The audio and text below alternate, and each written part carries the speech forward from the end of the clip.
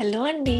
ఈరోజు మనం సాయంత్రం స్నాక్‌కి సూపర్ క్రిస్పీగా ఉల్లిపాయ పకోడీ ఎలా చేయాలో చూద్దాం. ముందుగా 6 చిన్న సైజ్ ఆనియన్స్, కొంచెం కొత్తిమీర, 3 గ్రీన్ చిల్లీస్ అండ్ 2-3 క్యారెట్స్ పెట్టుకున్నాను. క్యారెట్స్ ఏంటి అని మీకు డౌట్ రావచ్చండి. క్యారెట్స్ కొంచెం ఎక్స్ట్రా క్రిస్ప్ అండ్ చాలా కమ్మగా కూడా ఉంటాయి. మీకు ఒకవేళ ఇష్టం లేకపోతే వీటిని స్కిప్ చేయొచ్చు. ఆనియన్స్‌ని ఇలా సన్నగా తరిగి పెట్టుకోండి.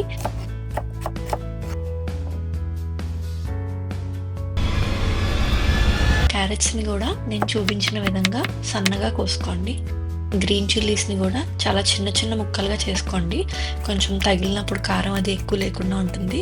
అండ్ కొత్తిమీర కూడా చిన్న చిన్న ముక్కలు చేసి పక్కన పెట్టుకోండి. నేను ఈ క్వాంటిటీస్ అన్నీ కూడా 3-4 సర్వింగ్స్ వచ్చేలా చెప్తున్నానండి. ఇప్పుడు ఒక బౌల్ తీసుకొని మనం కట్ చేసి పెట్టుకున్న ఆనియన్స్, అలాగే క్యారెట్స్, గ్రీన్ చిల్లీస్ అండ్ కొత్తిమీర వేసుకొని దానితో పాటు ఒక స్పూన్ అల్లం వెల్లుల్లి పేస్ట్ కూడా వేసుకోండి. ఒక కప్ శనగపిండి, అలాగే రుచికి సరిపడా సాల్ట్ వేసుకోండి. నేను కొద్దిగానే వేసానండి శనగపిండి, కలిపేటప్పుడు మిగతాది కలుపుతాను. కొద్దిగా నీళ్ళు పోసుకుంటూ మిగిలిన శనగపిండి కూడా యాడ్ చేస్తూ ఈ కన్సిస్టెన్సీ వచ్చేలా కలుపుకోండి. గట్టి పకోడీలకి ఇది చాలా పర్ఫెక్ట్గా సరిపోతుంది.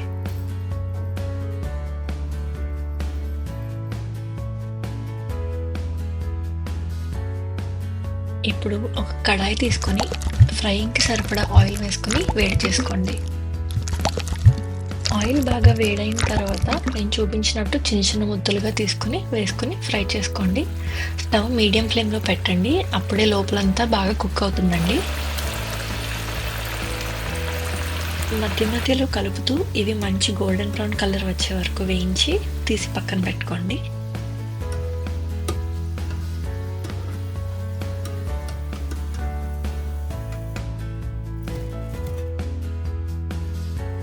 వేడివేడిగా క్రిస్పీగా ఉండే ఈ ఉల్లిపాయ పకోడీని మీరు కూడా తప్పకుండా ఇంట్లో ట్రై చేసి ఎలా ఉందో నాకు కామెంట్స్లో షేర్ చేయండి.